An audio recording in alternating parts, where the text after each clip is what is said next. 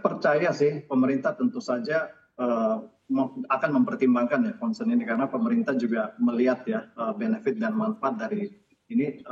Pemerintah tidak, kami yakin tidak akan membuat ekspor kita terkendala dengan aturan ini. Jadi kami yakin akan ada ruang untuk terus berkonsultasi. Bahkan kami kalau bersama para asosiasi yang juga dengan koordinasi Apindo ini telah menyampaikan ke pemerintah agar mempertimbangkan lagi, yang mungkin memberikan waktu yang cukup bagi pelaksanaan ini sehingga kita bisa mengabsorb, bisa mempelajari atau mempertimbangkan berbagai insentif yang diberikan oleh pemerintah. Pada intinya kita ingin ini jalan ya. Kita support aturan ini bisa berjalan dengan bagus dan jangan sampai kontraproduktif. Jadi kami tetap melihat, berpikir positif akan ada jalan keluar yang muncul nanti hasil dialog dari pemerintah. Kalau di sektor batubara memang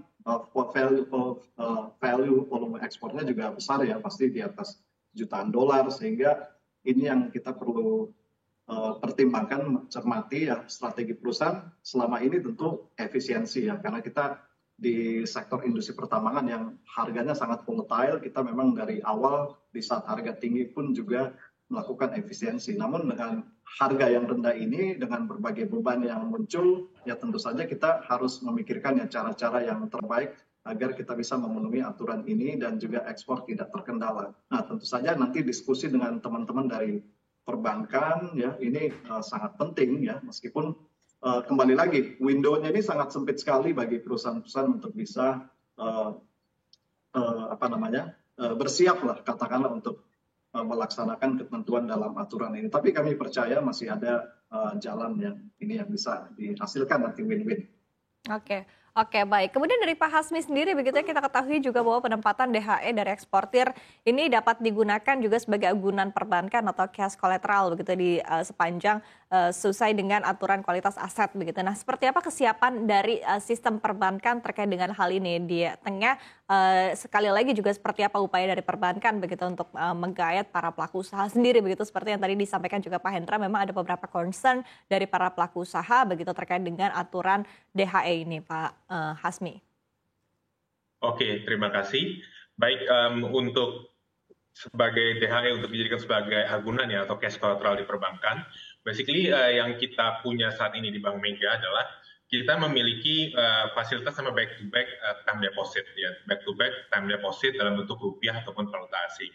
Namun memang untuk skim yang back to back TD falas di BI kita memang belum ada mekanismenya. Cuman bagi para pihak eksportir yang memang ingin menempatkan dananya, misalnya di Indonesia, di perbankan di Indonesia pada umumnya, ya mestinya setiap bank punya fasilitas itu, kita sebutnya back to back time deposit, ya jadi penempatan dari eksportir itu dalam bentuk time deposito, dalam bentuk falas, kemudian juga bisa saja dari loan to value-nya itu kita ambil let's say 90% atau 80% untuk dalam rangka operasional perusahaan tersebut, ya misalnya dalam bentuk pembayaran dividen kah, ataupun misalnya operasional dalam bentuk rupiah, seperti itu.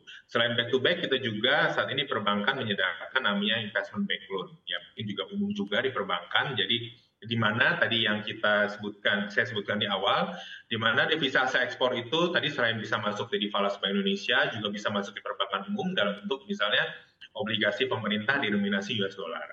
Nah, misalnya sekarang harga itu semua lagi pada terdiskon, kemudian bisa masuk ke produk tersebut dan bisa mengajukan namanya loan-nya. Jadi investment bank loan. Jadi kalau untuk kesiapan sistem perbankan ya, secara umumnya dana falas yang masuk di perbankan itu bisa kita siapkan juga beberapa produk di luar dari instrumen BI terhadap DHE yang sudah disebutkan tadi ya, dalam bentuk misalnya Reksus falas, apakah tadi bentuknya swap juga bisa di BI seperti itu. Tapi di perbankan pun produk-produk yang bentuknya falas pun juga sudah bisa kita manfaatkan mungkin untuk pengajuan loan kembali kepada pihak eksportir seperti itu. Oke, baik. Nah, kemudian di satu sisi begitu ya, dari pihak perbankan sendiri seberapa terbantu begitu dengan adanya aturan ini tadi ya, sekali lagi bisa dijadikan sebagai cash collateral juga begitu, agunan juga kepada para pelaku usaha. Dan di satu sisi juga kita ketahui begitu bahwa pertumbuhan DPK yang ada di sepanjang tahun 2023 ini tidak setinggi dengan pertumbuhan kredit yang ada begitu untuk perbankan. Apakah ini juga menjadi salah satu solusi yang menarik begitu bagi perbankan posisinya, Pak Hasmi?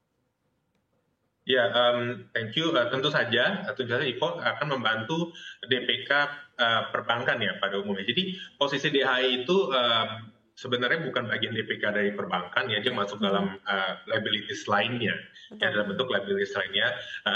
Namun kalau memang itu eksportir memang setuju untuk menempatkan dananya di DPK perbankan, ya itu sangat membantu sekali gitu. Jadi kita juga bisa menyimbangkan kredit falas juga seperti itu.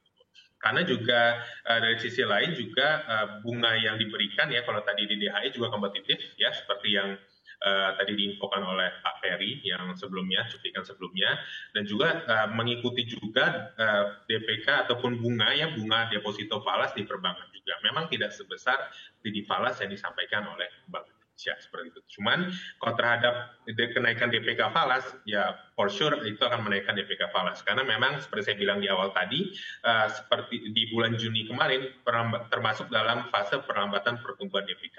Ya, DPK year on year hanya tumbuh 12,5%, yaitu menjadi 1.113 triliun. Yang sebelumnya tumbuhnya 17,3.